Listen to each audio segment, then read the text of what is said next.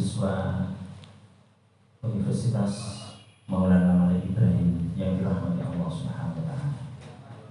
Alhamdulillah, marilah dalam pertemuan yang penuh keberkahan ini kita awali dengan kita memanjatkan puji syukur kita kehadirat Allah Subhanahu wa taala atas karunia yang diberikan kepada kita semua, khususnya nikmat iman dan Islam.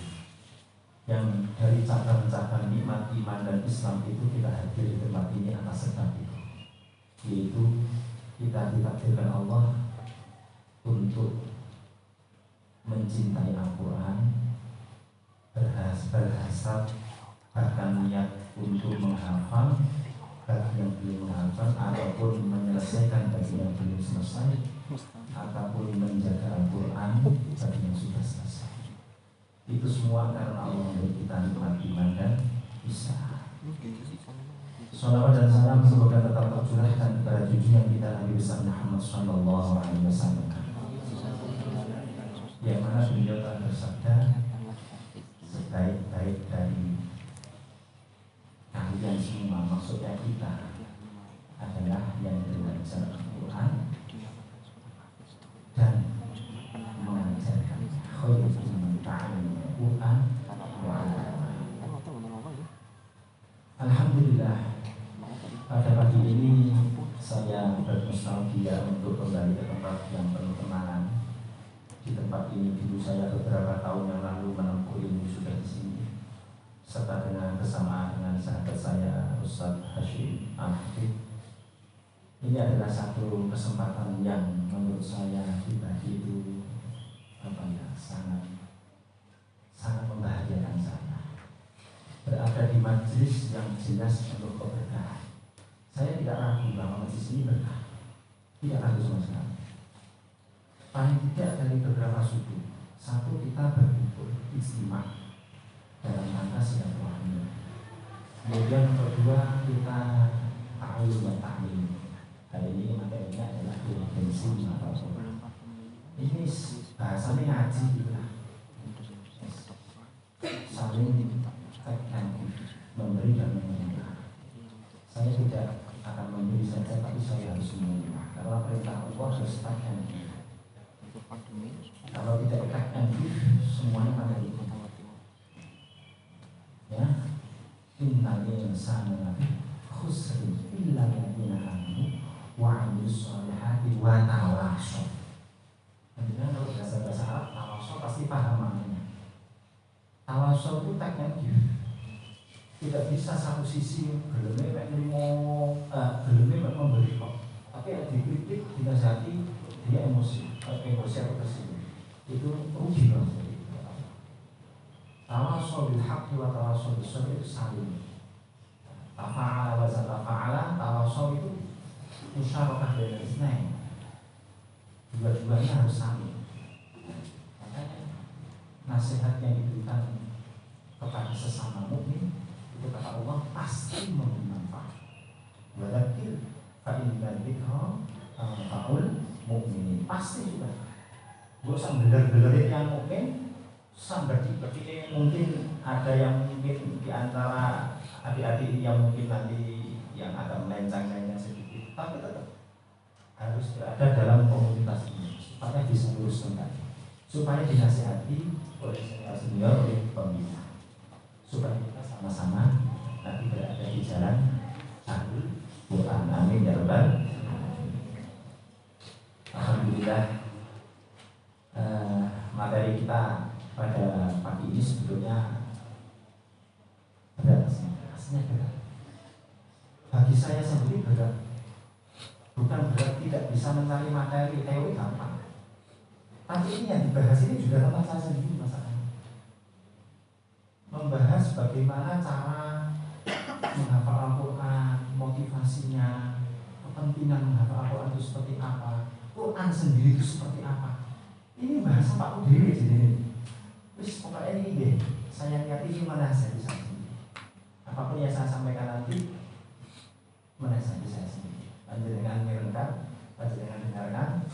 Jika bermanfaat, apa bisa diambil manfaat dan diambil manfaatnya yang kita kita saling sharing. Nanti saya akan silakan untuk panjenengan bertanya. Alhamdulillah, saya mulai aja langsung pada ayat yang saya baca bahwa Allah Subhanahu wa Ta'ala itu sudah menjanjikan, dan janji Allah itu kita yakini pasti benar dan pasti terlaksana, terrealisasi. Yaitu Allah Subhanahu wa Ta'ala memudahkan Al-Quran itu untuk dihafal. Pada tafsir ayat walaqad yassarna al-Qur'ana lidzikri fahal min muddakir, surah Al-Qamar 27, Allah Subhanahu wa Ta'ala sampai mengulang ayat itu 3 kali dalam satu surah. Ayat 17, ayat 22, ayat 32. Redaksinya sama. Walaqad yassarna al-Qur'ana lidzikri fahal min muddakir. Jadi bagi yang masih memulai, entah mau mulai itu mau start atau baru melompat dari start dapat 1 atau 5 juz, ini hendaknya memahami ayat ini. Apalagi yang sudah mau selesai, baik yang selesainya itu sudah 30 juz tapi belum lancar, ataupun sudah 30 juz tapi sudah lancar. Karena tahap-tahap dalam mempelajari Al-Quran itu panjang. Walaupun banyak teori-teori yang sekarang ini bertebaran dengan janji-janji dan bayaran-bayaran yang mahal, itu ya tergantung yang melaksanakan. Tapi yang pasti Allah Subhanahu wa Ta'ala sudah menjanjikan walaqad yassarna al-Qur'ana.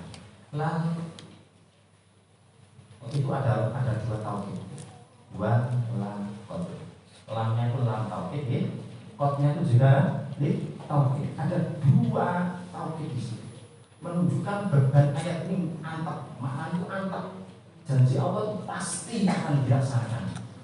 Dan sungguh teman-teman saestu, makna kita tahu. Walaqad yassarna, teman-teman saestu bakal gampangake sapa ingsun Allah Al-Qur'an ing Al-Qur'an lidzikri kanggo menghafal. Kenapa saya menghafal? Saya baca di tafsir yang dikarang oleh Profesor Dr. Quraisyah. Apa nama tafsirnya? Al-Sudah. Pada ayat ini beliau cenderung memahaminya, menafsirkannya dengan memahami Al-Quran. Allah memudahkan Al-Quran itu untuk difahami. Tetapi dalam literatur klasik, termasuk kitab yang saya baca ini, saya bawa ini, kitab As-Sawi, syarah dari kitab Tafsir Jalalain. Di dalam Tafsir Jalalain, Imam Jalaluddin As-Sayuti, karena separuh Jalalain ini yang belakang yang nafsir Imam Jalaluddin As-Sayuti. Imam Jalaluddin As-Sayuti menyebutkan menafsiri lidzikri itu ay lil hifzi. Berarti Allah Subhanahu wa Ta'ala memudahkan Al-Quran itu untuk dihafal. Kemudian Imam As-Sawi dalam menjelaskan penjelasannya, Imam As-Sawi lebih jelas, lebih panjang. Ini tak berkenaan kitab ini, saya bacakan akhirnya. Walaqad yassarna al-Qur'ana lidzikri fahal min muddakir. Ay sahhala Allahu lil Qur'ani lil hifz. Allah Subhanahu wa Ta'ala pasti akan memberikan kemudahan, memudahkan Al-Quran itu untuk dihafalkan. Maksudnya apa? A'inna 'alaihim man arada hifdzah. Allah akan memberi pertolongan. Ini perlu dicatat. Allah akan memberi pertolongan kepada siapapun orang yang ingin menghafalkan Al-Quran. Jadi pulau panjenengan, saudara, kita semua ini pasti akan ditolong Allah. Jangan ragu. Lah pertolongan Allah itu bagaimana dan seberapa porsinya diberikan itu wilayah ikhtiar, wilayah usaha kita semua. Kalau panjenengan sregep istiqomah, istiqomah itu kontinu. Jadi orang itu bisa istiqomah kontinu kalau punya himmah, semangat yang tinggi. Dan itu salah satu dari syarat mencari ilmu. Dan salah satu syarat dari mencari ilmu adalah ada 7 bisik tatin ada 6. Pertama zakat itu cerdas. Ngapalin Quran kok nggak cerdas? Santri-santri di rumah saya itu ya macam-macam. Sama dengan yang di ruangan ini. Porsi kecerdasan yang Allah berikan pada tiap kepala itu beda-beda. Makanya kecerdasan itu bukan untuk dibanggakan, tapi untuk disyukuri. Jangan dulu. Kalau Allah cabut kecerdasan, semua kita habis. Itu semuanya Allah yang berikan. Ya begitu juga nanti yang cerdas, kalau dia istiqomah melayu, ibarat kendaraan itu dia udah yang cepat, menghafalkan cepat. Secara teori kan bisa baca saja, tapi direalisasikan kan tidak semua teori cocok. Saya ingat ada santri di rumah saya itu pamit. Dia menghafalkan Al-Quran dapat 18 perempuan. Pondok di rumah saya itu perempuan semua. Pondoknya kecil soalnya. 18 ini kangenan. Setoran 4-5 kali sehari. Di rumah saya kalau setoran 5 kali. Yang kayak sholat fardu gitu. Setoran 5 kali. Bismillah. Tiba-tiba ulama-ulama berguru salat. Ini setoran 5 kali itu dia semuanya isi tidak lancar ya. Itu berarti kan sebatas itu apa? Sebatas itu Allah memberikan kecerdasan. Dan memang menghafalkan Al-Quran itu tidak bisa hanya menggunakan kecerdasan, tidak bisa. Ada faktor-faktor lain yang nanti akan kita bahas. Di sini dia itu pokoknya ya seperti itu, pamit. Terus saya pamit mau ikut program ini. Ditujukan ke saya terus. Program menghafal Quran cepat 2 bulan khatam. Wah, 2 bulan khatam. Dari saya itu sekitar 8 juta kalau tidak salah. Itu di daerah perbatasan Jawa Tengah Jawa Barat tempatnya. Wah, saya ini masih populasi. Kalau lihat itu kan, wah, orang tua apalagi kan dia nggak pernah menghafal Al-Quran yang selalu termakan teori, wah senang pada itu. Anaknya lebur. Saya lihat itu, saya rasa tiang. Ya sudah, saya nasihati tetap mau ke sana ya mau berdoa. Tadi sudah saya sampaikan orang itu seperti ini. Dia tetap mau ke sana. Ya sebuah silakan. Ternyata setelah di sana itu 2 bulan tak udah kembali. 4-5 bulan, 6 bulan tidak kembali. 7 bulan itu kembali tapi belum. Kenapa belum? Ya, saya sesuai yang saya prediksi. Tidak berhasil. Teori banyak menghafal Al-Quran, tapi yang sesuai dengan pandangan semua itu atas pertolongan Allah Subhanahu wa Ta'ala dan atas irsyadus atas petunjuk guru. Makanya nanti di bagian akhir pembahasan saya ini akan ada bahwa ngaji itu harus ada sanad. Apalagi menghafal Al-Quran wajib sanad itu. Sanad itu ada yang nanti saya jelaskan, ada yang secara formil, ada yang secara non formil. Nanti saya jelaskan, tapi ini bukan seperti yang dibayangkan dalam ijazah sekolah, tidak. Juga menghafal Al-Quran harus ada musyafahah, harus ada talaqi, sebagaimana dulu yang diajarkan atau yang dipakai cara itu oleh Rasulullah dan para sahabat radhiyallahu anhum. Kembali ke ayat ini tadi, bahwa panjenengan semua yang berkecimpung dalam Al-Quran ini harus yakin seyakin-yakinnya bahwa kita semua ini diberi pertolongan oleh Allah Subhanahu wa Ta'ala, dan kita akan dimudahkan oleh Allah dalam menghafalkan Al-Quran. Dan begitu. Maka siapapun yang ingin menghafalkan Al-Quran, maka Allah memberi Walaysa min kitabin yuqra'u an dhahri qalbin illa Qur'an. Imam As-Syafi'i menjelaskan ini. Ini salah satu keistimewaan Al-Quran yang mungkin kita jarang mendengar. Tidak ada satupun dari kitab-kitab samawi yang dituliskan oleh Allah kepada para nabi dan rasul itu yang bisa dihafal antar di qalbi luar mana, kecuali hanya Al-Quran. Kecuali hanya Al-Quran. Tidak bisa, tidak ada. Taurat, Injil, tidak bisa dihafalkan oleh umatnya, tidak bisa. Nabi dan Rasulnya hafal. Ulama-ulama atau wali-wali yang hidup pada zaman itu hafal. Tapi orang awam, masyarakat awam, di kebanyakan umatnya tidak. Karena memang sulit. Allah tidak memberikan pertolongan untuk menghafalkan Injil, Taurat, Zabur. Malah justru ada orang yang hafal Al-Quran malah bisa menghafalkan Injil. Banyak Syekh Ahmad juga. Dr. siapa lagi? Yang dari India itu itu berangkatnya karena beliau hafal Al-Quran. Ma'unah Allah ngerembet. Ma'unah Allah yang tadi sudah dipastikan ada pada Al-Quran merembet sehingga beliau diberi ma'unah menghafalkan kitab samawi yang lain. Bahkan bukan hanya kitab samawi, kitab bumi aja beliau hafal. Kitab Veda, kitab apa, kitabnya orang-orang Hindu beliau hafal. Masya Allah. Itu semua atas i'anah atau ma'unah dari Allah Subhanahu wa ta'ala. Walam yakun hadza li bani Israil. Walam yakun yaqra'una Taurata illa nadhran. Orang-orang Bani Israel itu mereka tidak bisa menghafalkan kitab Taurat.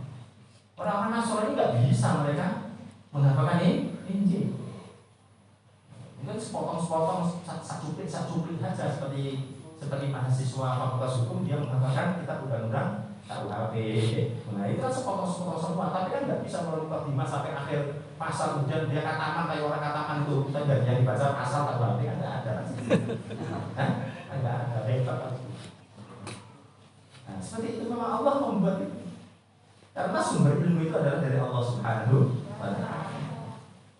Oleh karena itulah hanya nabi-nabi saja dan kekasih-kekasih Allah pada zaman sebelum Islam, pada zaman nabi-nabi itu mereka yang hafal Al-Quran. Di sinilah kita harus sadar bahwa ternyata Al-Quran itu betul-betul istimewa. Kalau sesuatu itu istimewa, apabila sesuatu itu melengkap, menyatu pada diri kita, maka dan ketempatan ini juga akan menjadi istimewa. Makanya Allah Subhanahu wa ta'ala dalam melalui lisan Rasulullah sallallahu alaihi wasallam dahulu ahlul Quran hum ahlullah wa khassatuh. Ahlul Quran mereka itu adalah keluarganya Allah. Itu tekstual ya. Tekstualnya begitu maknanya. Tapi maksudnya apa? Maksudnya adalah kasih Allah. Wa khassatuh, dan mereka itu adalah istimewa dari makhluknya Allah. Makanya menghafalkan Al-Quran kalau ditinjau dari ayat yang tadi jaminan mudah itu.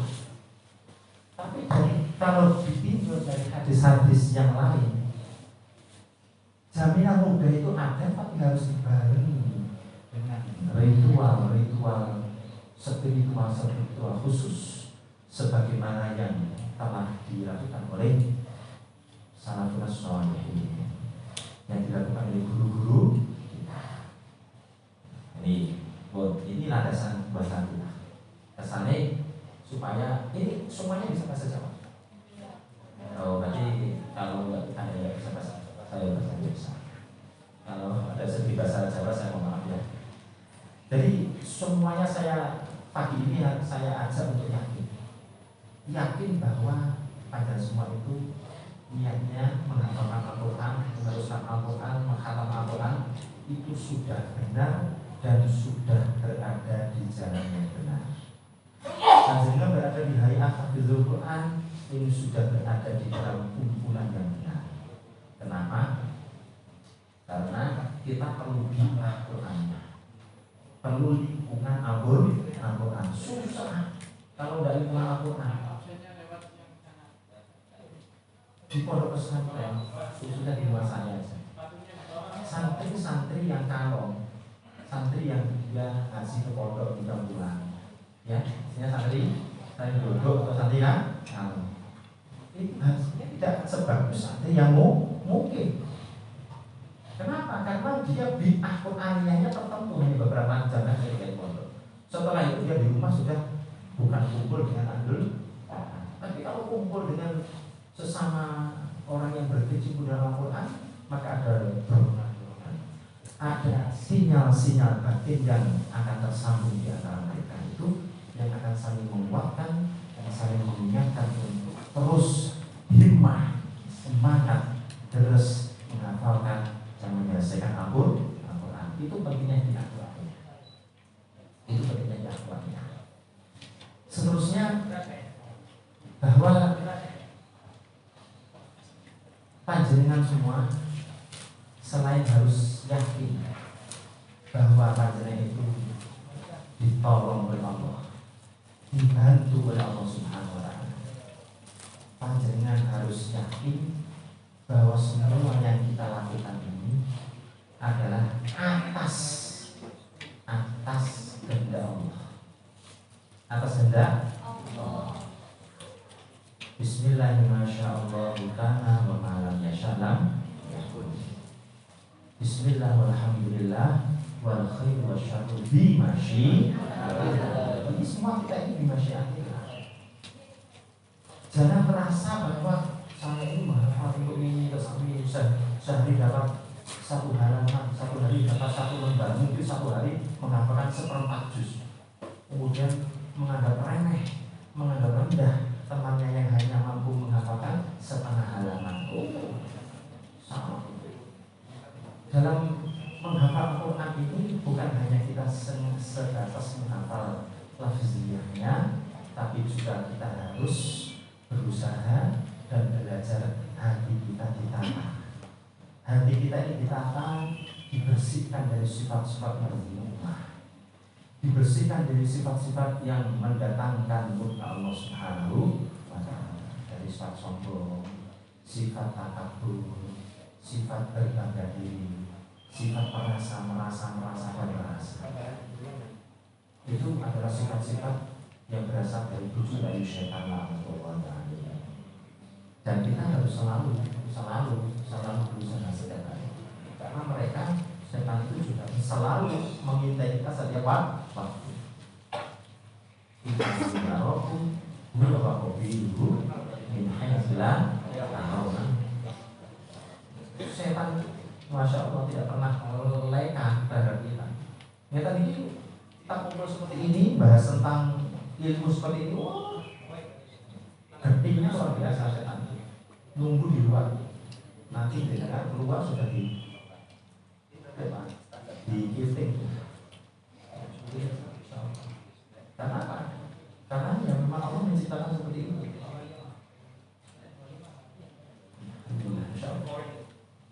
Seterusnya,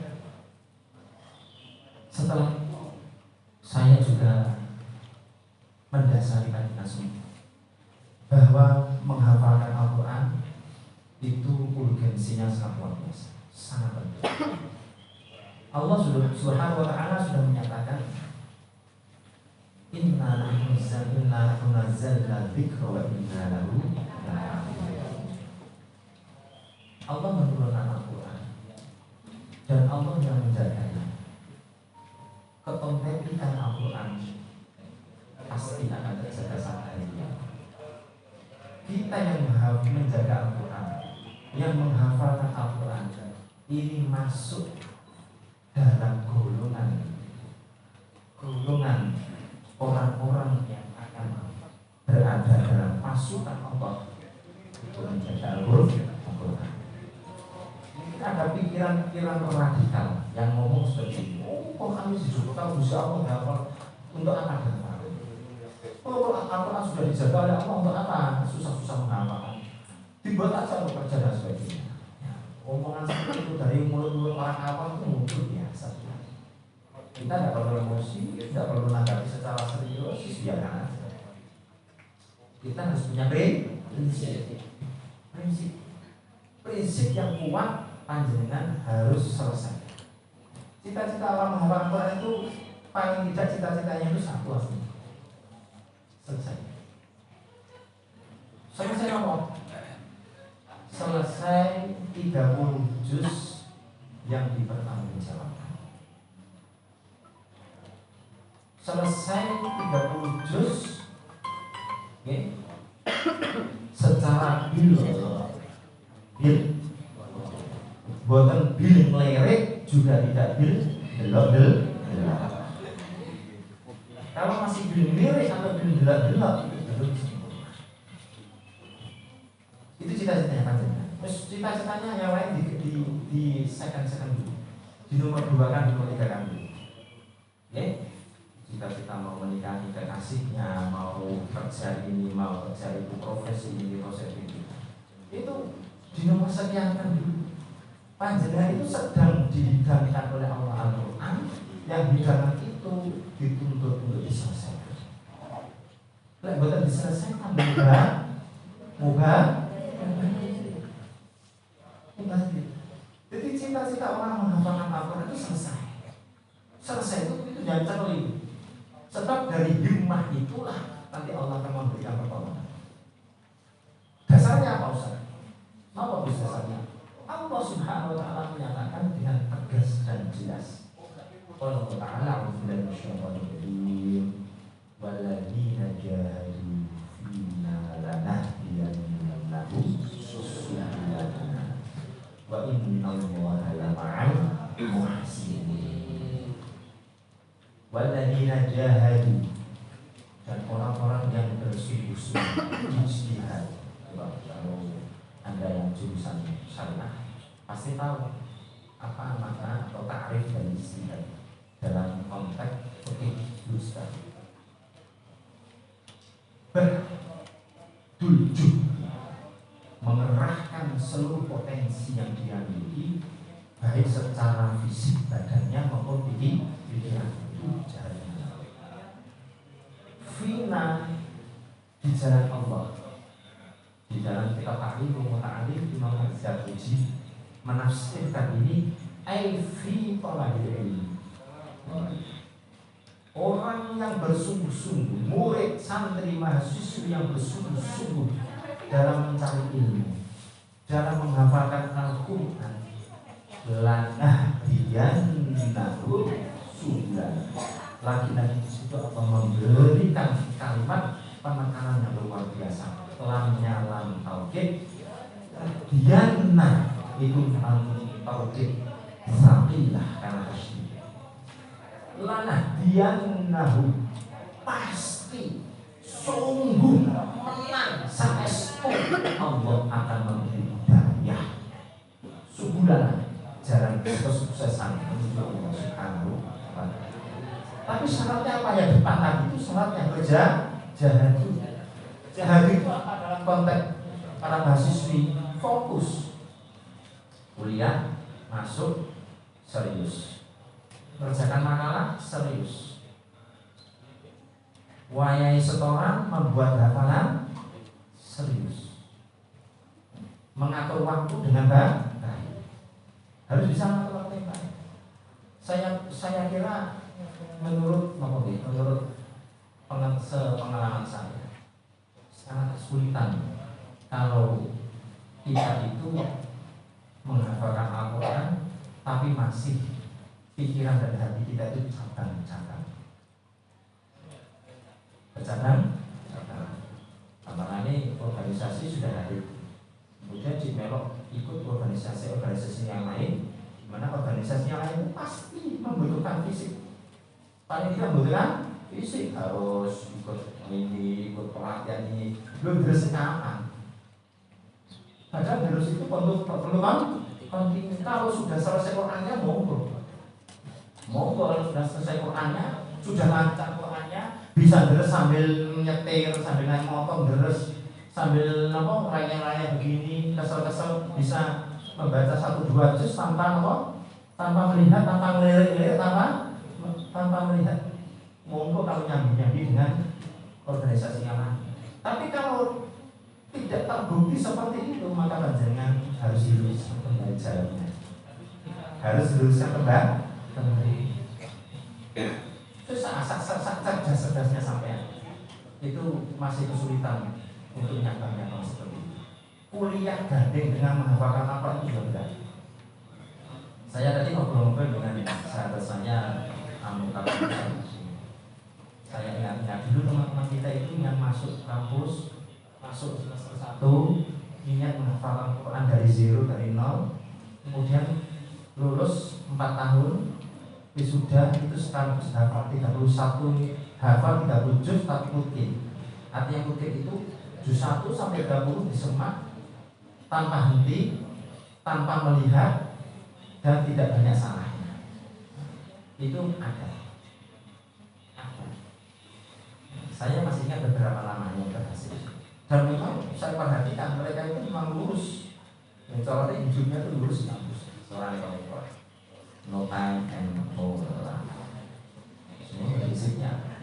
No time for love. Oke, semata-mata ini seperti itu. Atau yang masyarakat harus begitu. Jangan buang-buang hati Anda untuk hal yang tidak ada. Oke, ini milenial saya bahas itu sedikit aja karena ada hubungannya dengan Al-Quran.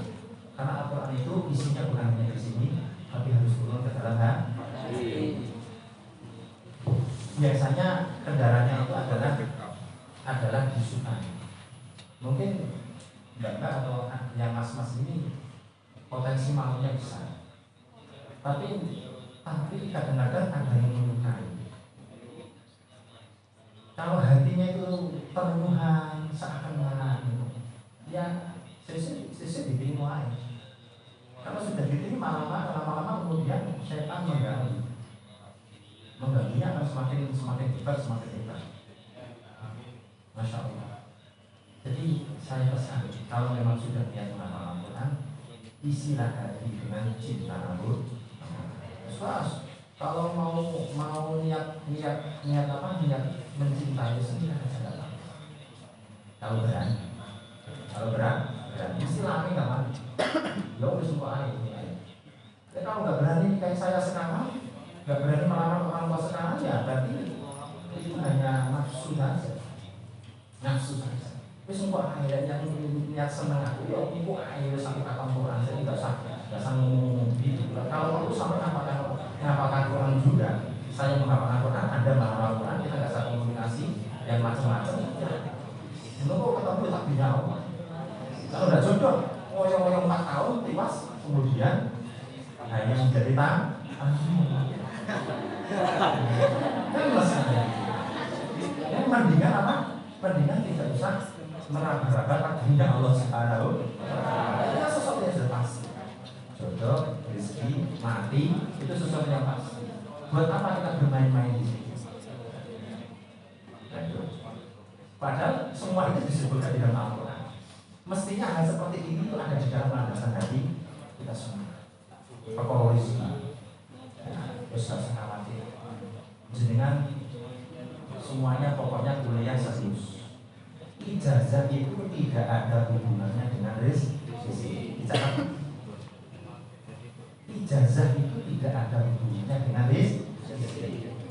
Berapa juta mas sarjana yang jalan rezekinya, pekerjaannya tidak ada hubungannya dengan keahlian. Ya Pak ya? Ya oke. Ya memang ada 1, 2, 10 gitu yang nyantol ada. Jadi kalau jurusannya fakultas syariah jadi mungkin nggak tahu. Jurusan fakultas syariah S1, S2, S3 jadi dosen fakultas syariah cocok nyambung. Atau dia jadi hakim pengadilan agama ya. Itu kan 1, 2, 3 dari satu angkatan itu. Yang lainnya kemana? Jadi pengusaha, jadi petani, jadi guru, jadi ustaz, jadi kiai. Ya rezekinya itu mengenai Islam, ya sanksi. Quran yang dibuat oleh jenengan. Ya. Wa may yattaqillaha yaj'al lahu makhrajan wa yarzuqhu min haitsu la yahtasib. Dalil perintah. Tapi rezeki nunggu.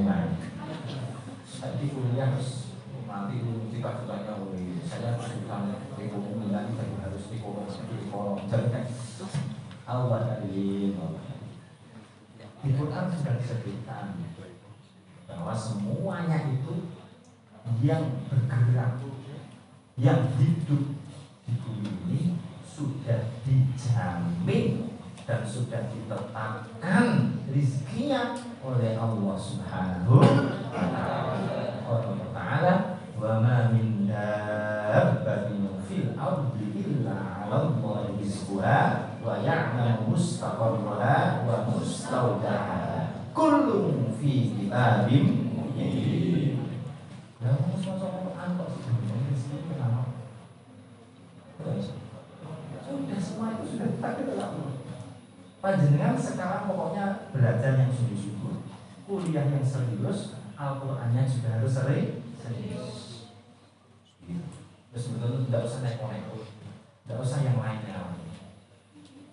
Nah, itu rezeki.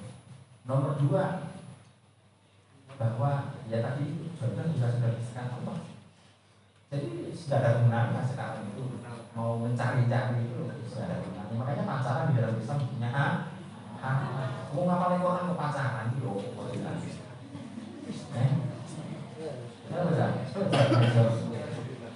Quran jelas larang. Kullil mu'minina yaghuddu min absarihim wa yahfazu furujahum dzalika azka lahum innallaha khabirun bima ta'malun. Wa kullil mu'minati yaghuddna min absarihinna wa yahfazna furujahum.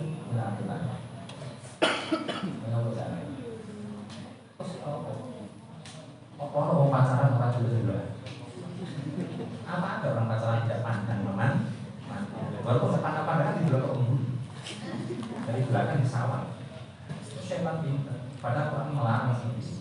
Mulu kata Quran ini tidak paling tidak khusus di Quran pikiran. Sementara perilakunya tidak sesuai. Ya, hal-hal dasar kehidupan sosial yang dicantumkan di dalam Al-Quran tidak harus kita laksanakan. Kita harus berbasor, jangan memandang secara sengaja lawan jenis tanpa ada keperluan yang dibenarkan oleh syariat. Jaga jarak, kemudian jaga hati. Sholatnya harus lebih baik daripada orang yang tidak menghafalkan Al-Quran. Ya seperti itu. Kalau yang lainnya sholatnya dari momen juga, kalau orang ahli Quran saat dulu ada bes ya, sesinya ketika ada main. Begitu. Lah ini apa mengamal Quran atau hafal Quran tapi sholatnya kayak ini malah kodok misalnya. Ya Allah ya ini wa aqimus sholata wa atuz zakah. Diabaikan kan? Seperti itu. Faktor-faktor itulah yang menyebabkan walaqad yassarnal Qur'ana lidzikri, yassarnya Allah itu maknanya tidak turun kepada kita semua. Makanya dalam forum ini saya ajak adik untuk meluruskannya. Pertama itu memang harus ditambah. Niat mau menghafalkan Quran niatnya harus benar. Harus ditambah. Karena semua yang dilakukan oleh kita, semua yang dilakukan oleh orang mukmin itu akan dinilai pertama-tama berdasarkan niat. Berdasarkan niatnya. Innamal a'malu binniyat wa innamal likulli imri'in ma nawa. Panjenengan semua yang hadir di sini sudah niat menghafalkan Quran. Saya takut. Niat semua? Ya. Ada memang di dalam HTI ini ada divisi yang tidak menghafal Al-Quran. Kayak divisi Qur'an, divisi memahami Al-Quran dan syarhul Quran. Ada ya? Ada. Divisinya kan banyak ya? Ada tafsir, ada lagi. Apa lagi saya ini? Munaqashah. Ya, di munaqashah. Ada mungkin yang tidak tafsir, tapi di munaqashah. Ini mendalam Al-Quran. Bisa seperti itu. Tapi yang pertama yang tafsir, ada tanggung jawab moral dan spiritual kepada Allah Subhanahu wa taala dan kepada manusia. Nanti akan saya ceritakan pengalaman-pengalaman saya, bukan pengalaman-pengalaman baik sih gak enak-enak mau. Yang pernah saya alami, yang itu bisa dijadikan pelajaran untuk kami dalam hal saya di waktu kepala. Yang penting panjenengan harus niat. Niatnya adalah seperti yang disebutkan Syekh Nawawi, disebutkan Mu'azzar Muji bil ta'lim ta'lim. Kalau mau mencari ilmu syariat Allah, termasuk Al-Quran, termasuk panjenengan kuliah, ngaji itu harus niatnya benar. Niatnya bagaimana? Nawaitu talabal ilmi, satu tahsilan billahi ta'ala, dua darul akhirah, tiga wa izalatul jahla an nafsi wa an sayyidil. Nomor 4 wa ibqa'al islam. Nomor 5 wa ihya ad-dini. Nomor 6 wa syukran ala nikmatil aqli wal jasad. Nah, niat 6 ini harus dengan start dari majelis pertemuan kita. Ya. Nah, ini supaya tidak lupa langsung aja sekarang ya. Saya talkin ya, saya jadi panjenengan timnas semua, tapi sebelum itu saya jelaskan makna dulu. Saya niat mencari ilmu. Jadi ini semua ini. Ilmu fisika, ilmu kimia, jurusan apapun adik-adik ini, termasuk menghafalkan Quran, itu semua ini diniati apa? Untuk memperoleh ridho Allah, tahsilan billahi ta'ala, untuk memperoleh ridho Allah. Nah, kalau memperoleh ridho Allah, berarti yang diharapkan adalah turunnya ridho Allah dan pertolongan Allah Subhanahu wa ta'ala. Kemudian niat kedua buat darul akhir, untuk keselamatan nanti, untuk keselamatan saya di alam kubur dan keselamatan saya di akhir. Untuk keselamatan akhir, kita buat darul akhir. Wa izalatul jahli an nafsi, untuk menghilangkan kejahilan atau kebodohan yang ada pada diri saya. Asalnya kita tidak tahu apa-apa, kemudian ngaji tahu baca Al-Quran, setelah sekolah tahu, kemudian jadi hafal Al-Quran, setelah belajar di kelas tahu teori dan yang lain. Nah, ini menggunakan kebodohan yang ada pada diri saya. Wa'an sa'il juhal, dan niat untuk menghilangkan kebodohan yang ada pada masyarakat. Artinya apa? Nanti setelah panjenengan pintar, panjenengan menjadi ilmuwan, menjadi seorang hafid, hafidhah, harus ngajar, harus mengumpulkan ilmu itu, harus menyebarkan ilmu Allah kepada masyarakat. Itu wa'an sa'il juhal. Wa ibqa'al islam, saya akan mencari ilmu untuk menguatkan, mengukuh kuatkan, mengeksiskan Islam. Islam itu sudah eksis dalam kiamat, tapi kita menjadi bagian dari eksistensi Islam. Jadi dengan adanya ulama-ulama, adanya santri-santri, mahasantri, maka Islam itu semakin kuat di wilayah itu. Coba panjenengan perhatikan situasi di dunia. Ketika konflik seperti itu, tolabul ilmi ngaji seperti ini tidak bisa, pondok-pondok pesantren dibaca dan sebagainya, generasi itu menjadi terputus. Kalau sudah selesai konflik, mereka kemudian nanti kembali ke dalam kehidupan yang normal, maka akan kembali ke dalam kehidupan awam. Susah dikelola, susah. Nah, seperti itu. Maka ilmu harus disebarluaskan.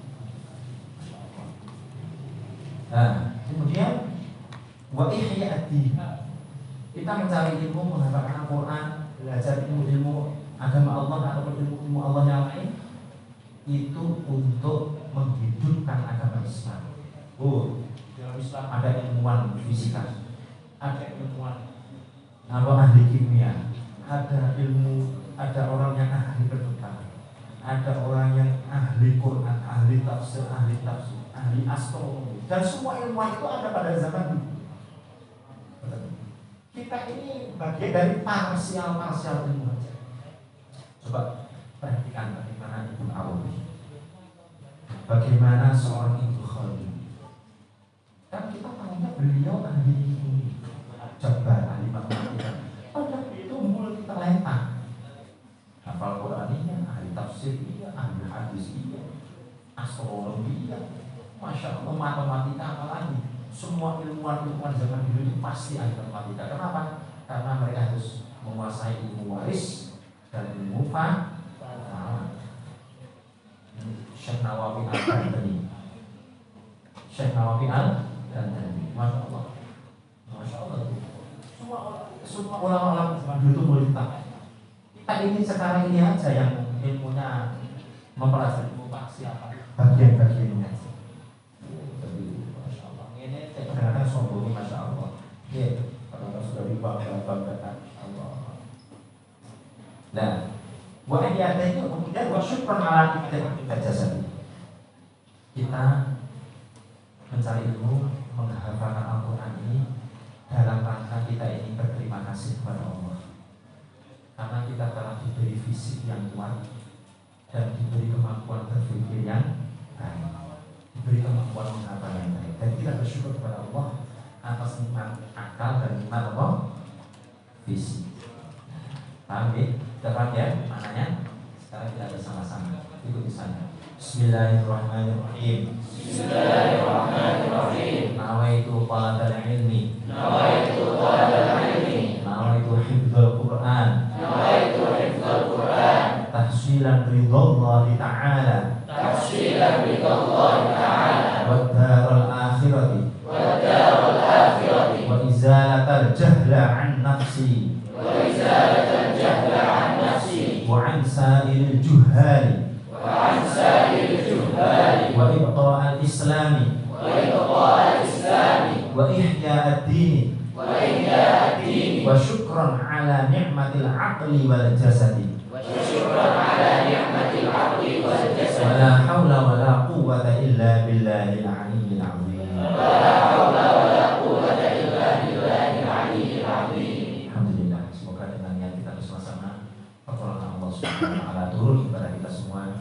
Hidayah Allah turun kepada kita semua, dan kita dimudahkan dalam menghafalkan Al-Quran, dimudahkan dalam menjaga hafalan Al-Quran, dan kita diberi pertolongan, dimudahkan untuk mengamalkan isi Al-Quran. Amin ya rabbal alamin. Hadirin yang saya hormati, seterusnya urgensi menghafalkan Al-Quran itu harus kita pahami dulu bahwa Al-Quran itu adalah kalamullah. Al-Quran itu firman Allah Subhanahu wa taala. Jangan kita punya pandangan dan kefahaman yang cetek, yang dangkal seperti kepahamannya orang-orang Wahabi. Mereka banyak menganggap Al-Quran itu adalah lembaran-lembaran yang tidak ada bedanya dengan lembaran-lembaran. Kita jangan seperti itu. Al-Quran itu yang ada di sekitar kita itu namanya mushaf. Mushaf itu adalah lembaran-lembaran yang karena berisi ayat-ayat suci Al-Quran, maka dia menjadi suci. Menjadi suci. Karena suci, maka dia harus dimuliakan. Harus dimuliakan semulia-mulia.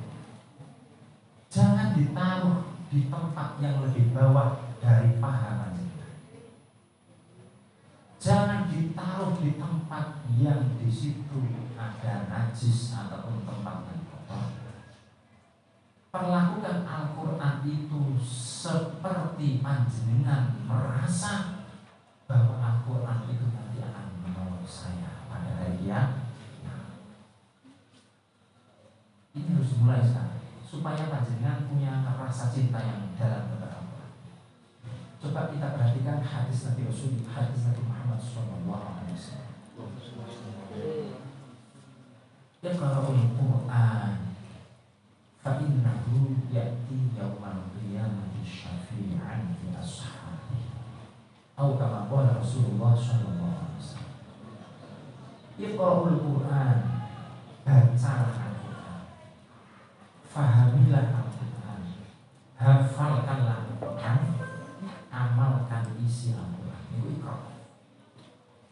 sudah mempelajari atau pernah ikut seminar Iqra pasti akan meminta makna. Iqra itu bukan sekedar hanya perintah membaca, tapi perintah untuk menghafal, memahami, kemudian mengembangkan makna atau mengaplikasikan maknanya serta mengamalkan isinya. Iqra'ul Quran. Kenapa? Kata Rasulullah, fa'innahu, maka atau karena sesungguhnya, pokoknya kalau ada sesungguhnya itu pasti. Sesungguhnya Al-Quran itu ya'ti. Ya'ti itu fi'il apa? Saya tanya, ya'ti itu fi'il korek. Mandinya apa? Nata ya. Itu untuk makul atau ghairu makul fi'il itu. Itu untuk yang bernyawa atau tidak yang bernyawa karena fi'il itu. Dan untuk yang tidak bernyawa namanya ini kata benar.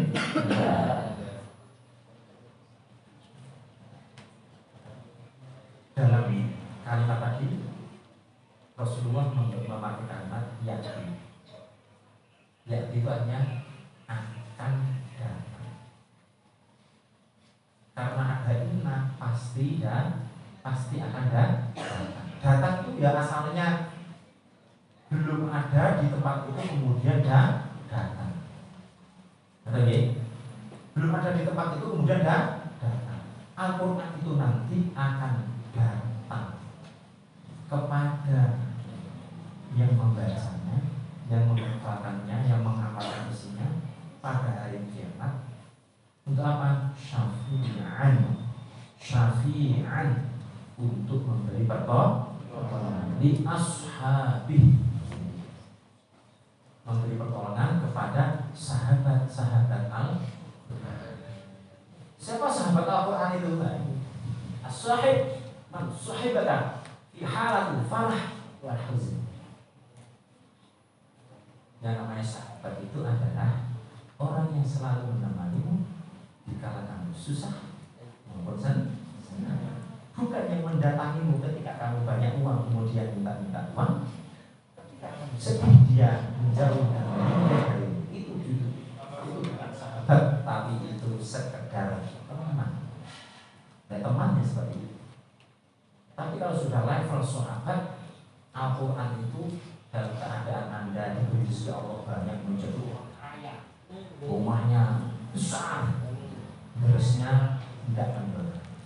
Ketika dipuji oleh Allah jadi orang miskin, banyak utangnya, susah hidupnya, Anda tetap beresnya, murojaahnya tidak kurang, masya Allah. Itulah sahibul Quran. Lah, dalam hadis tadi yang akan diberi syafaat oleh Al-Quran adalah sahibnya Al-Quran, sahabat-sahabat Al-Quran. Makanya kita di sini sekaligus kita menyatukan niat, mari kita bersama-sama menjadi sahabat Al-Quran. Semuanya dimulai dari awal apa seperti ini, dengan kuliah. Banyak tugas makalah, presentasi ini.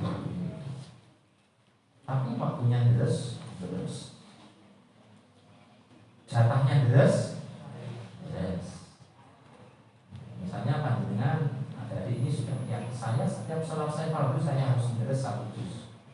Pada subuh 1 juz, pada pukul 1 juz, pada asar 1 juz, pada maghrib 1 juz, pada isya 1 juz. Sehari 5 juz. Kalau sehari 5 juz, berarti khatam perlu waktu 6 hari. Perlu waktu 6 hari. Itu bagi yang lancar sudah cukup. Dengan kesibukan cukup. Tapi bagi yang belum begitu lancar atau belum banyak hafalannya, tentu tidak bisa memakai teori. Karena kalau sudah lancar, baca 1 juz itu hanya perlu waktu 15 atau 20 menit. 15-20 menit lah, standarnya 20 menit satu halaman ini, satu halaman itu 1 menit. Itu bacaannya sudah takdir. Kalau di Al-Quran kan, iya. Takdir baca santai, makrotnya betul-betul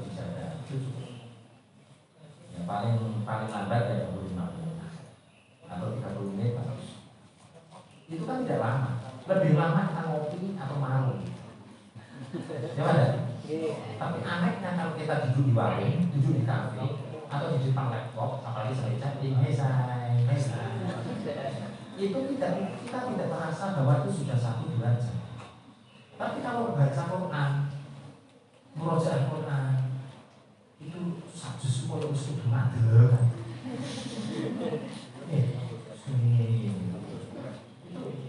Itu kan panjangnya harus ingat. Setan nyukili di proses supaya kita bergerak begini. Ya Allah. Dan itu ketika banyak tugas kuliah makalah, tugasnya waktunya setoran jam ini setelah dari Islam. Di sini masih ada sekolah dari Islam. Tidak pernah ya sekolah Islam. Islam itu istrinya Abu Bakar dia suka membaca khusus. Dulu zaman saya yang perempuan ini sekolahnya lebih. Kalau sekarang mungkin ke ustaz-ustaz, saudara-saudara ya. Masih ada di Islamnya. Tetapi di mana ada yang dimaksud orang. Ya. Pokoknya waktunya setoran, panjangnya setoran. Jaga istiqomah. Karena termasuk cara untuk menunjukkan atau implementasi dari waladina jahadu fina itu adalah istiqomah. Misalnya waktu setoran ke murabi atau usahanya, setoran ada janjian mau melatih apa dulu sih. Tanya ini ada tuntutan dari Allah. Saya ini ada tanggung jawab dari Allah. Saya tidak berani kalau hanya Anda manusia mau ngomong semua saya. Gusti Allah, jurusan. Kita tuh harus membesarkan itu. Jangan dikecil-kecilkan Al-Quran itu kita menjadi kecil di dalam pikiran dan hati. Besarkan kepentingan Al-Quran. Oke, waktunya setoran, waktunya terusan, waktunya jaga Quran.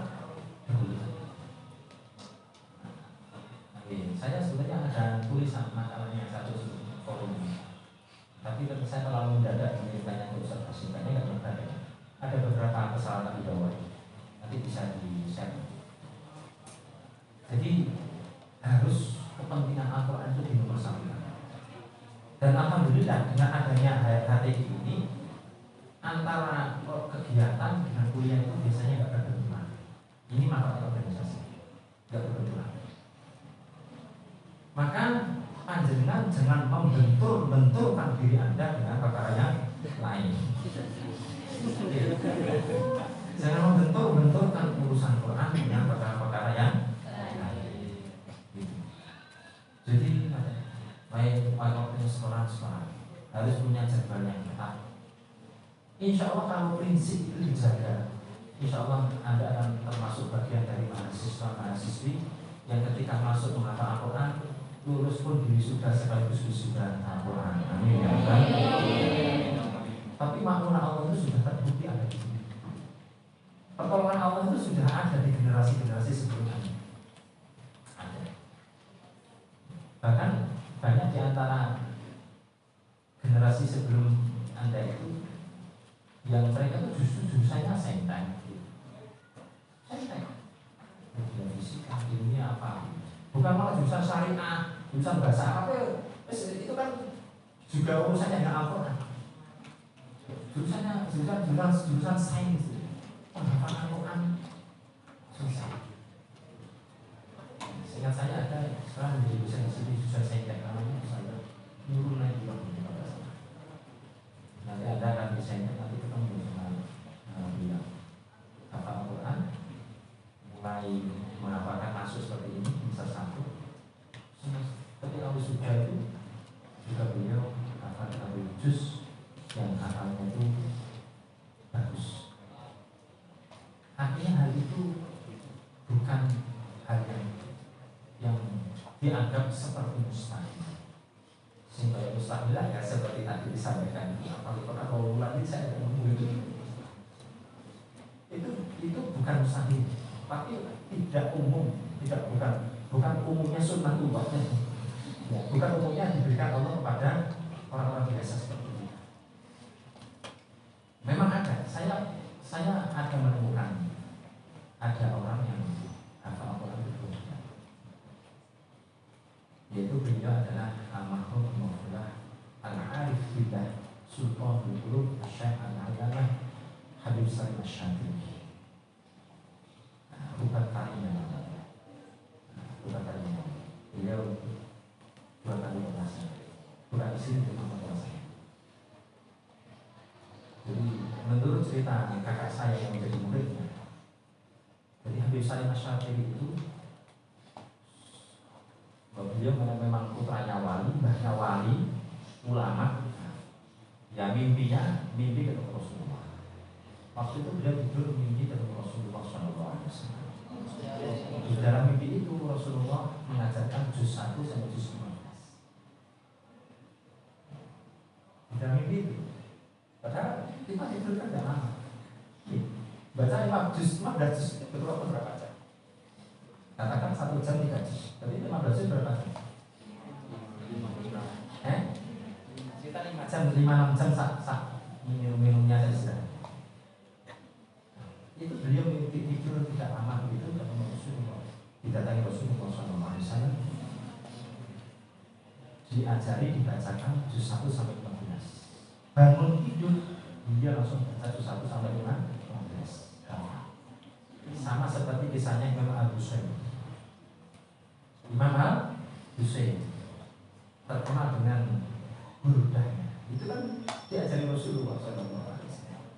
Atau pengarang kitab, bukan manusia. Kalau burdahnya manusia itu beliau mengarang sendiri karena mahabbah kecintanya ke Rasulullah. Setelah selesai burdah, beliau mimpi dikatakan Rasulullah dikemuli. Kemul lorek itu namanya burdah katanya. Pada waktu itu beliau orang yang tumbuh mulai nakal. Setelah bangun, kemulnya itu ada. Tidur tidak keselimut, bangun tidur ada selimut dari Rasulullah, dan setelah dibuka selimutnya sempurna fisiknya. Makanya qasidah burdah itu masyhur digunakan untuk mubah, dibacakan di dekat orang yang sakit. Yang termasuk yang diimpai Rasulullah termasuk adalah pengarang Nazm Aqidatul Ulama. Kenal ya Pak ini ya? Aqidatul Ulama. Bismillahirrahmanirrahim. Pengarangnya adalah Syekh Al-Allamah Sayyid Ahmad Al-Marzuki. Beliau bermimpi didatangi Rasulullah SAW, didatangi oleh datuknya katanya. Di dalam mimpi itu beliau diajari mulai Allah mawjudul qadimul baqi mukhalifun lil khalqi bil itlaqi sampai akhir. Kemudian Rasulullah SAW bersabda di dalam mimpi itu. Nah, di dalam mimpi itu. Makanya sabdanya ini tidak ada di dalam kitab Sahih Bukhari, tapi ada di dalam syarah kitab itu yang ditulis termasuk oleh Syekh Nawawi Al-Albani. Di dalam syarah kitabnya kita terawam beliau, yaitu namanya kitab Aqidatul Ulama, namanya syarahnya Nurul Jalan. Kata Rasulullah SAW, man hafidhaha dakhala jannah. Karena siapa yang hafal Aqidatul Ulama, mengamalkan isinya, isinya tauhid itu, mengamalkan isinya, maka dia akan masuk. Maka rata-rata kiai, ustadz, santri, mahasantri rata-rata hafal. Kalau panjenengan ada yang belum hafal, segera. Siapa tahu maupun Allah datang dari situ, mulai dari situ kemudian panjenengan memudahkan Allah mengatakan Allah. Jadi buat di hari ini setiap mau kajian, setiap mau pertemuan rutin, baca kita tahu. Baca itu 10 menit 15 menit selesai. Aduh, tidak banyak. Bersama-sama. Nanti kalau dibaca bersama-sama, nanti lama-lama yang tidak pandai membaca lama-lama akan familiar dengan bacaan. Nanti lama-lama akan nah gitu.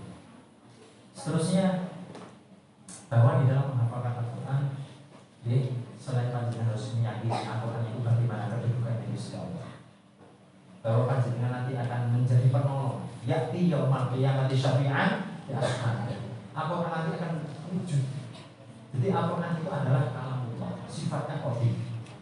Karena itu bagian dari sifat Allah. Ini dalam mazhab Asy'ari, mazhab tauhid kita, Al-Quran itu adalah kalamullah. Kalamun qadimun la yumallu sama'u tanazzaha an qawli wa fi'li wa niyati bihi ashtafi min kulli dari wa nuruhu dalilun li qalbi inda jahli wa hayrati. Jadi Al-Quran itu nanti akan menginfahkan Allah sifatnya kok. Tapi kalau Al-Quran yang berupa mushaf, Al-Quran itu jelas makhluk. Tapi bukan maksudnya kalau Allah itu yang sifatnya qadim itu makhluk. Yang makhluk itu adalah lembaran-lembaran kertasnya, tinta yang dibuat untuk menulis lafaz-lafaz Al-Quran itu makhluk. Tapi kalau Al-Quran sebagai kalam Allah itu kok qadim. Ini dia. Kalau qadim itu berarti adalah sifat Allah, bukan hadis, bukan hawadis. Nah, ini jangan terjebak dengan pahaman-pahaman mujassimah ataupun pahaman dari Mu'tazilah. Nah, nanti pada hari kiamat Al-Quran itu akan datang kepada kita jadi makhluk. Yang mana ini? Ya, Al-Quran yang kita baca, Al-Quran yang kita tangisi ketika kita memahami maknanya, Al-Quran yang kita hafal, kita mengucapkan, Al-Quran yang kita ulang-ulang itu nanti akan mewujud menjadi makhluk. Karena suara kita itu juga makhluk. Amin. Suara kita itu makhluk, ciptaan Allah. Nanti itu akan mewujud, diwujudkan oleh Allah menjadi makhluk yang akan menolong kita. Dan itu sudah dimulai di alam kubur. Sudah dimulai di alam kubur. Sudah banyak kisah-kisahnya tertulis di dalam kitab-kitab. Bahkan ada yang sampai tervideo kejadian-kejadian mayit utuh bertahun-tahun dikubur 7, 15, bahkan ada yang tidak diketahui umur kuburannya karena terbongkar atau digusur untuk pembuatan jalan. Ternyata mayatnya utuh. Mayatnya utuh itu salah satunya adalah karena dia ahlul Quran. Karena di dalam hadis yang lain disebutkan orang yang sahih Quran itu maka hewan-hewan di dalam ini tidak sanggup menyentuhnya. Saking sucinya Allah itu. Al-Qurannya suci, maka tempat itu akan menjadi suci ya Allah.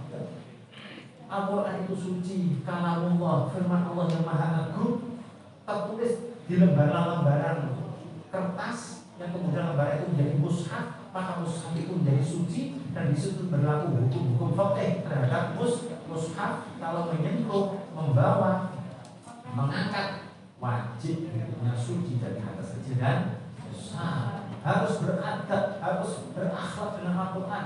Diciumi Al-Quran itu sebagaimana Anda membayangkan mencium kekasih. Sayangi, muliakan guru Anda yang di dalam mereka, di dalam tubuh mereka, di dalam jasad mereka sudah ada Al-Quran. Ya Allah. Maka fisik-fisik, badan-badan, tubuh-tubuh yang di dalamnya ada Al-Quran, maka fisik itu akan menjadi mulia. Mulianya berlevel, bertingkat-tingkat sesuai dengan tingkat dia dalam menjaga menghafal Al-Quran.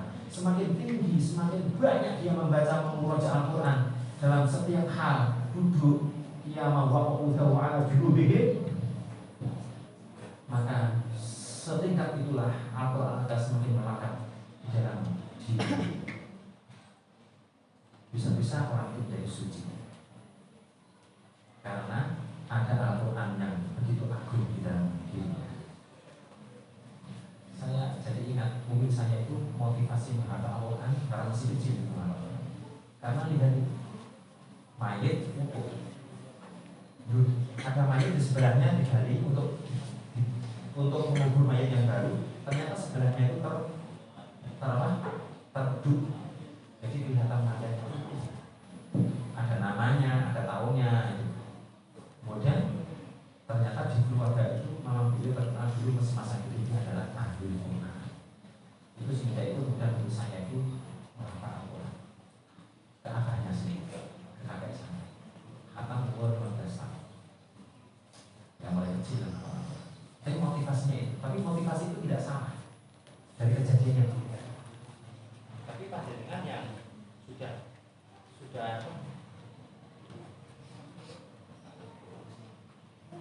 panjenengan semua yang sudah dewasa seperti ini, yang sudah adil, yang sudah balik semua ini ya harus niat. Ya, harus nih. Ya, harus niat.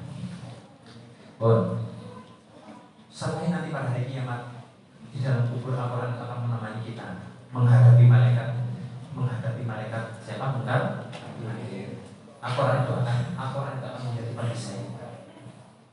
Maka Al-Quran itu sangat penting untuk dihafal karena hukumnya menghafal itu fardu kifayah. Juga di literatur kitab-kitab fikih. Nah, itu saya temukan takbir-takbirnya termasuk hasil bahasa masail Al-Quraniyah seperti kitab Syurbatul Qur'an di Qororati Mabaki di Masail Al-Quran. Ini juga hukum menghafal Al-Quran itu adalah fardu kifayah. Apa maksudnya fardu kifayah? Kalau Anda menghafalkan Al-Quran, nanti Anda pulang ke kampung halaman, kok kebetulan satu kelurahan itu yang hafal cuma Anda sendiri, hafal Al-Quran sendiri, panjenengan hafal Al-Quran sendiri, hafid sendiri di kelurahan itu, maka panjenengan sudah menggugurkan kewajiban orang sak kelurahan dalam menghafalkan Al-Quran. Tapi kalau sak kelurahan orang sing hafal Al-Quran, sak kelurahan itu dosa semua. Coba visinya aku, visi menghafal Al-Quran itu adalah makanya tadi saya sampaikan, kalau sudah niat menghafal Al-Quran, apalagi sudah setak, sudah dapat 1 juz, 2 juz, 3 juz, satu cita-cita panjenengan itu harus harus khatam. Khatam Al-Quran itu adalah gelar yang sangat agung. Khatam Al-Quran hafal 30 juz itu adalah kecerdasan yang luar biasa. Dan kecerdasan itu sekarang sudah diakui. Buktinya apa? Banyak rektor-rektor termasuk Rektor Budi Unisma, kampus kita tercinta ini memberikan beasiswa kepada orang yang hafal Al-Quran. Saya hafal Al-Quran itu dapat beasiswa. Itu bukti pengakuan bahwa orang hafal Al-Quran itu cerdas.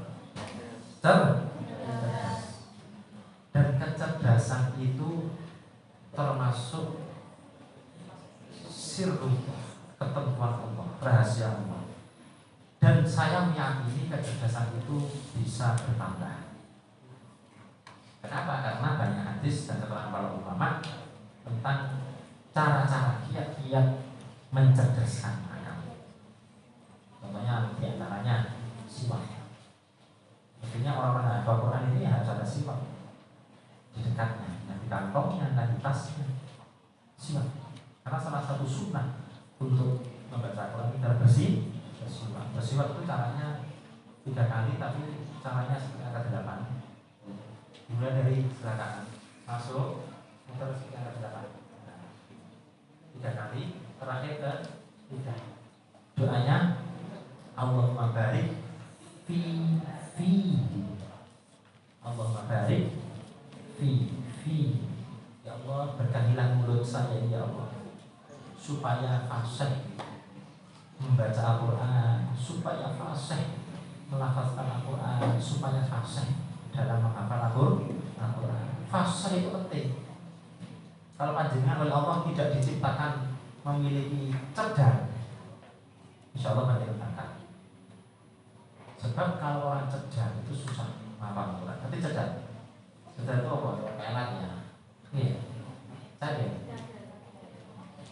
Bahasa Indonesia cadel. Oh, cadel ya. Ya cadel Cakil apa? Cebol ya? Oh, cakil ya? Kalau bahasa Jawanya kalau nggak salah itu apa? Pelat ya? Gak bisa menirok, kalau ada nggak bisa meni apa tok, apa nggak bisa meni off. Nah itu susah sebenarnya.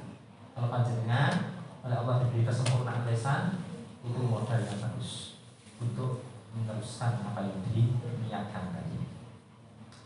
Jadi kemudian selain kita harus beradab, bertata krama dengan Al-Quran, memuliakan Al-Quran, mengisi hati dan pikiran dengan Al-Quran, maka juga kita harus selalu buat irsyad ustalim.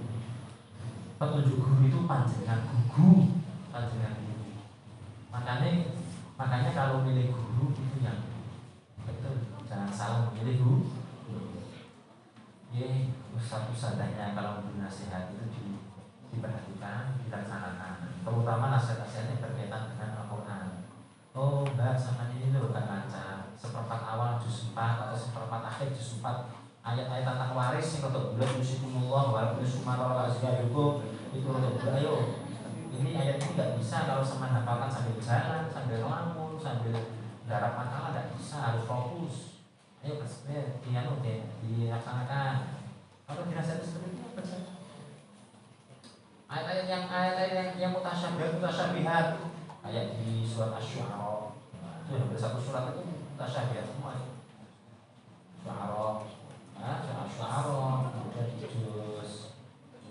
Nah, apalagi yang masih awal menghafal hampir semua juz 1 sampai 30 mutasyabihat semua. Jadi cukup semua nih. Jadi yang mirip-mirip semua memang masih menghafal. Tidak apa-apa. Tapi ingat, panjenengan semua menghadapi hidangan yang suci. Memegang Al-Quran itu ibadah. Nyentuh, megang Al-Quran itu sudah dicatat ibadah. Melihat Al-Quran nazroh ilal ayat itu juga ibadah. Makanya para ulama, para kiai zaman itu walaupun hafal keluar kepala, mereka masih tetap begini, masih tetap apa? Murojaah itu melihat Al-Quran. Tujuannya apa? Supaya dapat pahala mata ini melihat Al-Quran. Nah, kapan murojaahnya ketika tidak menghafal? Biasanya di dalam sholat. Biasanya di dalam sholat. Dan ada hadis yang menyatakan bahwa barang siapa yang ingin bermukalamah, berkomunikasi, berdiskusi atau ngobrol bahasa kasar dengan Allah, maka baca Al-Quran. Maknanya apa? Kalau adik-adik ini baca Al-Quran di dalam sholat, di dalam sholat, misalnya sholat sunnah, sholat tahajud atau sholat duha, baca sholat, misalnya sholat duha atau sholat tahajud, yang dibaca rakaat pertama 1 juz misalnya, rakaat kedua 1 juz, berarti 1 rakaat 1 juz, atau misalnya ada kuotadet ya 1 rakaat setengah juz, rakaat kedua setengah juz. Itu kalau orang yang hafal ringan, itu sama dengan Anda setor hafalan kepada Allah Subhanahu wa ta'ala. Tapi sambil menunggu setoran guru bisik, seorang keliru, dia tidak salah. Kalau salah bulat dapat mari sholatnya. Ada seorang kiai ulama Al-Quran namanya Al-Mahmud Al-Fullah, Kiai Sahih. Itu saya tanyakan kepada putranya, teman saya, Gus Ahmad. Abai sama dia dan murojaah gitu. Padahal awalnya yang begawe kan seharusnya itu kerja mencari maisha, mengajar santri-santrinya. Abah itu kalau murojaah sholat di dalam sholat malam. Lalu kok sama ngerti Gus? Bapak maca Quran di dalam sholat. Jadi kira-kira 5 juz itu dibaca di dalam sholat tiap hari. Itu kiai seperti itu. Ya Allah, tidak tahu bagaimana bagi Arwani, bagi Mufid. Mereka, masya Allah, banyak. Nanti kalau sudah hafal, pasti akan diberi Allah dibuka pikirannya, mengetahui ilmu seperti itu. Oh, bah, ulama biar seperti ini, kiai ini seperti ini, kiai ini seperti ini. Masya Allah. Tapi semuanya dirawat dilatih dari awal. Dilatih dari awal. Kemudian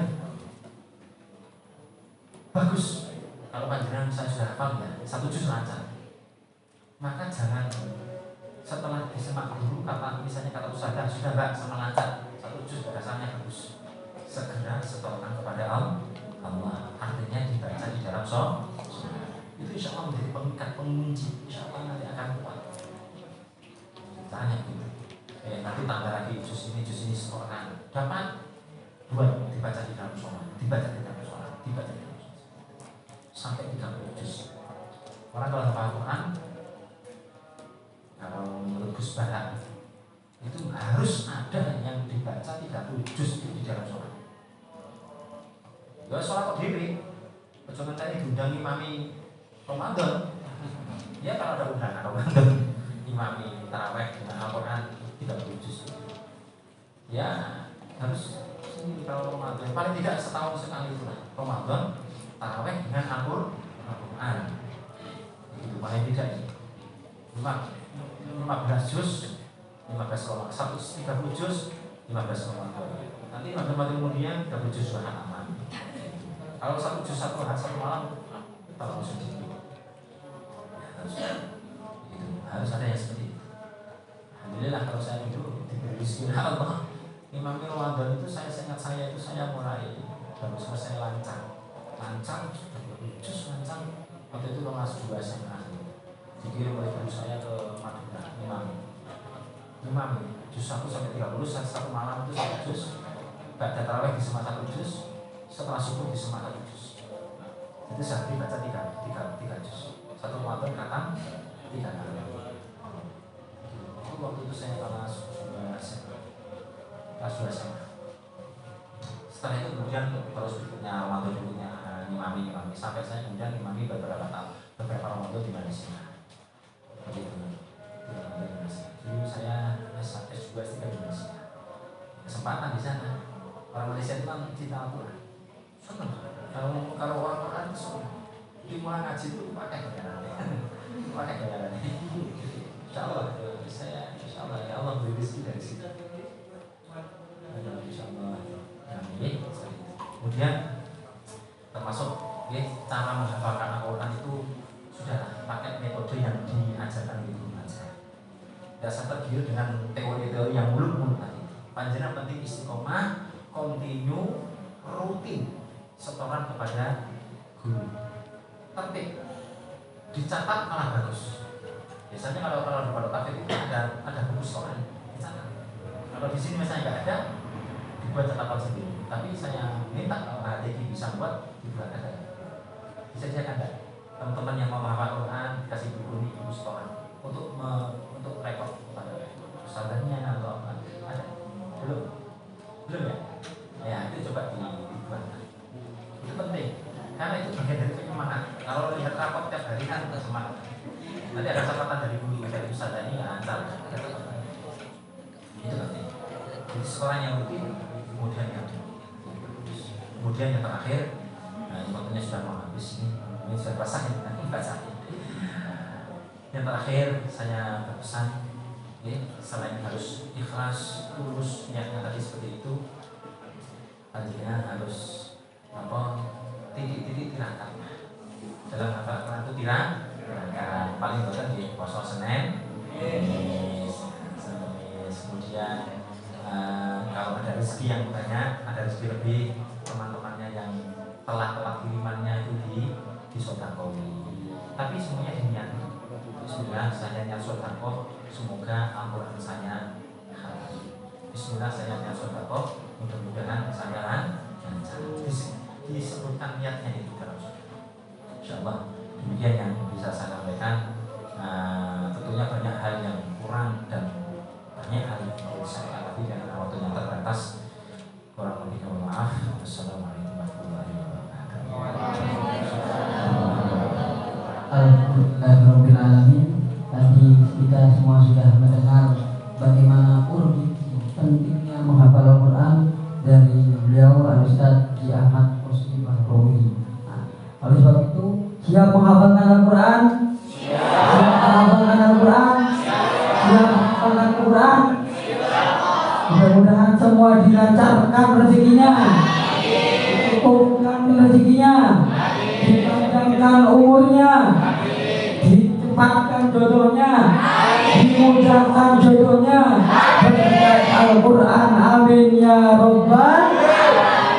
Selanjutnya ada sesi tanya jawab. Kita beralih kepada sesi tanya jawab. Ini perwakilan saja. Bagaimana